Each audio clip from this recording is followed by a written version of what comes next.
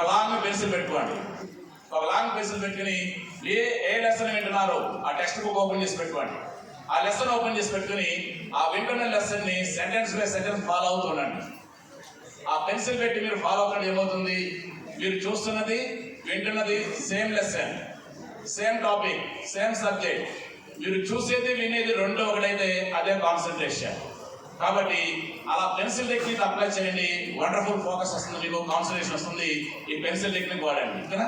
అలా చేసేటప్పుడు మీరు ఏం చేస్తారంటే అక్కడ మీకు కొన్ని హార్డ్ వర్డ్స్ కనిపిస్తుంటాయి, న్యూ వర్డ్స్ కనిపిస్తుంటాయి, ఇంపార్టెంట్ వర్డ్స్ కనిపిస్తుంటాయి. వాటిని అండర్లైన్ చేసుకుంటూ వెళ్ళిపోండి. అలా చేసుకుంటూ అయిపోయిన తర్వాత లెసన్ అయిపోయిన తర్వాత మీరు ఏం చేస్తారంటే మీరు ఎవరితోనూ మాట్లాడకుండా, ఏ ఫోన్ కాల్ ముట్టుకోకుండా, ఏ వీడియో కూడా చూడకుండా ఈ 1 అవర్ నుంచి మీరు ఏం చదువుకున్నారో ఎక్కడ స్టార్ట్ చేస్తారు అక్కడికి వెళ్ళి మీరు అండర్లైన్ చేసుకున్న వర్డ్స్ అన్నింటినీ కూడా చక్కగా ఒకసారి చెక్ చేసుకోండి. చిన్న గ్లాన్స్ ఇవ్వండి, ఫాస్ట్గా చదివేసుకుంటే మీకు ఫస్ట్ రివిజన్ అయిపోతుంది. మన ఫస్ట్ రివిజన్ వితిన్ 20 minutesలో చేయాలి. ఎందుకంటే మన హ్యూమన్ బ్రెయిన్ ఎంతసేపట్లో ఎంత మర్చిపోతుంది చెక్ చేస్తే ఆశ్చర్యకరమైన విషయం ఏంటి అంటే మనకు లెసన్ విన్న తర్వాత వితిన్ 20 minutesలో మన బ్రెయిన్ నియర్లీ హాఫ్ అంటే 47% మర్చిపోతుందంటండి. ఎంత మర్చిపోతుంది? 47%. ఎంత టైం? Within 20 minutes. నోట్ చేసుకున్నాను, ఈ విషయం మీకు తెలియాలి please. This is the part 2. These are very brain trainer.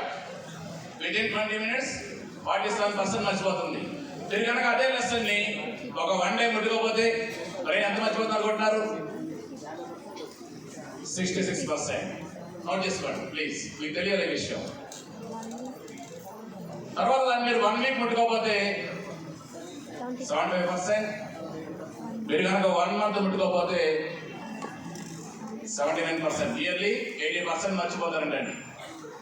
ఇప్పుడు అర్థమైందా? అందుకని మీరు చేయాల్సిన మొట్టమొదటి పని ఏంటి? ఫస్ట్ రివిజన్ వితిన్ 20 minutesలో అయిపోవాలి. ఫస్ట్ రివిజన్ వితిన్ 20 minutesలో అయిపోతే మీకు 10% గుర్తుంటుంది. 1 day గుర్తుంటుంది. ఆ 1 day తర్వాత మీరు ఏం చేయాలంటే సెకండ్ రివిజన్ చేయాలి వితిన్ 24 hours. ఒక్కసారి ఇంపార్టెంట్ వర్డ్స్ చాలండి, మొత్తం లెసన్ చదవక్కర్లేదు. మీరు ఏవైతే అండర్లైన్ చేసుకున్నారో ఆ వర్డ్స్ చదవండి, చక్కచక్కగా గుర్తుంటుంది, మీకు అంతా గుర్తుకొచ్చేస్తుంది. తర్వాత థర్డ్ రివిజన్ వితిన్ 1 weekలో చేయాలి. 1 week అని చెప్తారు సైంటిస్టులు. నేనేమంటానంటే నా ఎక్స్పీరియన్స్ నుంచి every Saturday Sunday is the best time. మీరు కనుక ఈ 6 days ఏం నేర్చుకున్నారు ఒక్కసారి సాటర్డే ఈవినింగ్ సండే మార్నింగ్ కూర్చుని దాన్ని కనుక చదివేసుకోగలిగితే, ఒక్కసారి చదివేస్తే మీరు ఎప్పుడు ఎగ్జామ్కి వెళ్ళినా కూడా బ్రెయిన్ హ్యాపీగా ఇది third revision. Fourth revision within 1 month and last revision within 6 months లో మనకి ఇది ఈ రివిజన్ చేయగలిగితే మీకు ఎవ్రీ ఇన్ఫర్మేషన్ చాలా ఈజీగా దొరికిపోతుంది. అందరూ అప్లై చేస్తారా? ఓకేనా? జస్ట్ ఆ పెన్సిల్ ఫాలో అవుతుంటే బ్రహ్మాండమైన ఫోకస్ వస్తుంది, మీకు కాన్సన్ట్రేషన్ వస్తుంది. ఓకే రైట్, ఇది రివిజన్ మెథడ్. తర్వాత మీరు ఇంకో విషయం తెలుసుకుంటే మన బ్రెయిన్ ఇన్ఫర్మేషన్ హ్యాపీగా గుర్తుపెట్టుకుంటుంది. అదేంటి అంటే బ్రెయిన్ దీనికి ఒక లాంగ్వేజ్ ఉంటుంది. ఆ లాంగ్వేజ్ ఏంటి అంటే పిక్చర్ లాంగ్వేజ్. బ్రెయిన్ ఎటువంటి ఇన్ఫర్మేషన్ అయినా పిక్చర్ రూపంలో మార్చుకుని పిక్చర్ రూపంలో స్టోర్ చేసుకుంటుంది. అడిగిన కూడా మనకి పిక్చర్స్ మాత్రమే అందిస్తుంది. మీరు కనుక ఇన్ఫర్మేషన్ని ఆ పిక్చర్ రూపంలో అందిస్తే బ్రెయిన్ వెరీ ఫాస్ట్గా ఈజీగా నేర్చుకుంటుంది. అందుకని మీరు చెక్ చేసుకోండి. మనకు గుడ్ న్యూస్ ఏంటి అంటే మన బ్రెయిన్కి ఎనీ లాంగ్వేజ్ 90% అబౌవ్ పిక్చర్స్ ఉంటాయి. మీరు చెక్ చేసుకోండి. నేను కనుక మమ్మల్ని యాపిల్ అనగా మీకు ఏం గుర్తుకు వస్తుంది? యాపిల్ పిక్చర్ వస్తుందా? అలాగే మహాత్మా గాంధీ అన్నప్పుడు ఆయన ఫేస్ గుర్తు వస్తుందా? అలా పిక్చర్స్ వస్తుంది అన్నమాట. Brain language, picture language. ఈ ఇన్ఫర్మేషన్ మనకు తెలియజేసిన గ్రేట్ సైంటిస్ట్ అండి హెర్మన్ ఎబింగ్హాస్. ఈయన 1885లో మన బ్రెయిన్ గురించి ఎన్నో రీసెర్చ్ చేసి చాలా టాప్ సీక్రెట్స్ రివీల్ చేశారండి.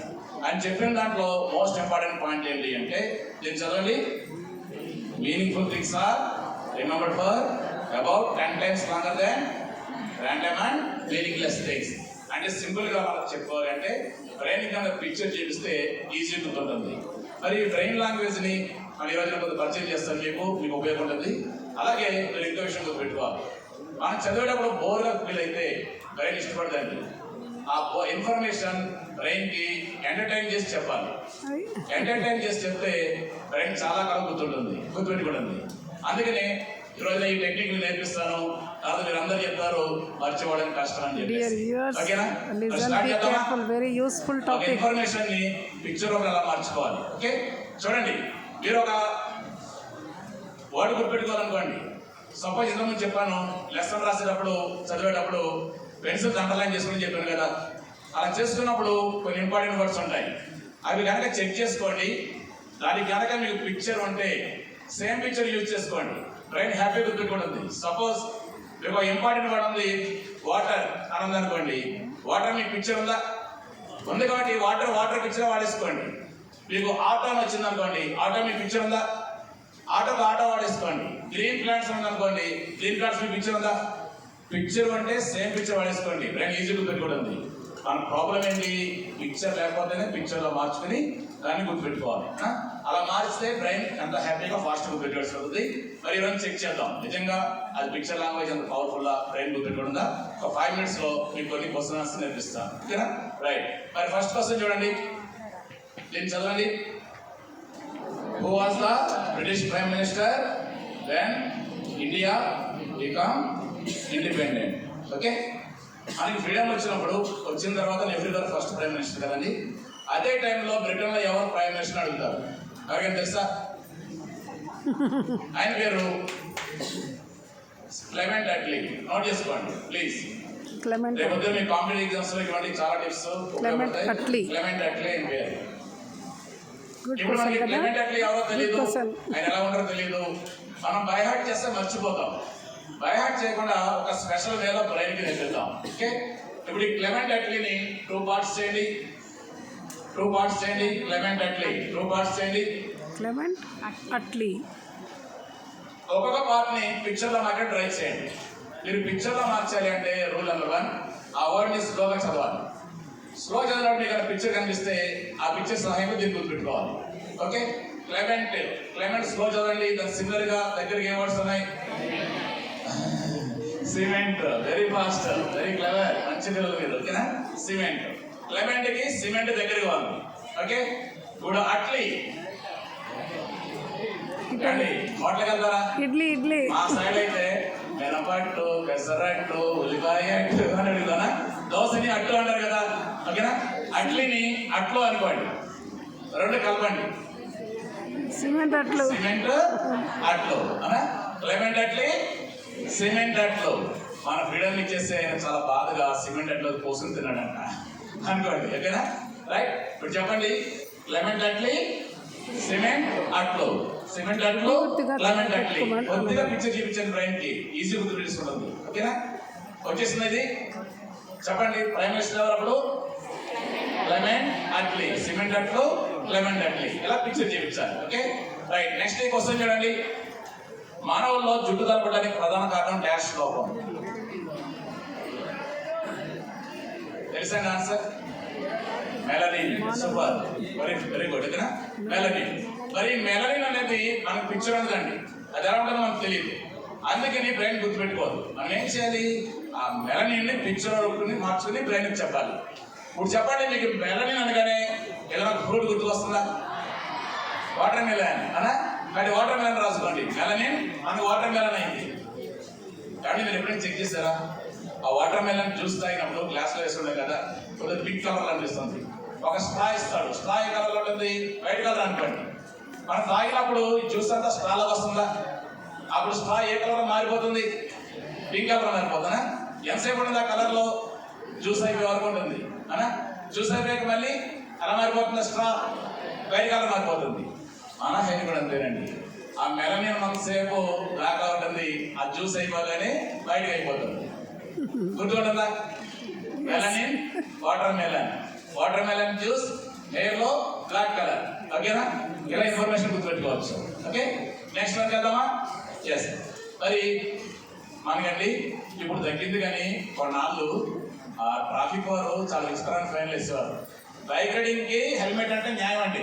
వెనక కూర్చున్న వారు కూడా హెల్మెట్ కూడా పెట్టుకోవాలని చెప్పేసి చాలా చలాన్లు వేస్తారు. గుర్తుందా? మరి నా ప్రశ్న, బైక్ రైడ్ చేసేవాడిని బైక్ రైడ్ అంటారు కదా, మరి బ్యాక్ సైడ్ కూర్చున్న వాళ్ళు ఏమంటారు? ప్యాసింజరా? ఓకే, ఆ బ్యాక్ సైడ్ కూర్చున్న ఆయన్ని ఏమంటారంటే పిలియన్ ప్యాసింజర్ అంటారు. అంటారు పిలియన్ passenger. ప్యాసింజర్. ఇప్పుడు ఈ పిలియన్ ప్యాసింజర్ నేర్చుకున్నాం అనుకోండి, రివిజన్ చేసిన సరే గుర్తుంటుంది, తర్వాత మర్చిపోతుంది. అలా కాకుండా పిక్చర్ చూపించాం అనుకోండి, రైట్ ఈజీ గుర్తులేసుకుంటుంది. ఓకేనా?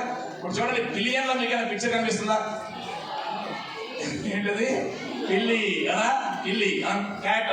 కాబట్టి మనం ఏమనుకోవాలి, బైక్ మీద వెనకాల వచ్చిన వాళ్ళు ఎప్పుడు కూడా పిల్లి అయిపోతారు అనుకోవాలి. పిల్లి, పిలియన్ ప్యాసింజర్. ఓకేనా? ఇప్పుడు చెప్పండి, బ్యాక్ సైడ్ వచ్చిన వాళ్ళు ఏమంటారు? Pillion passenger. ఓకేనా? రైట్.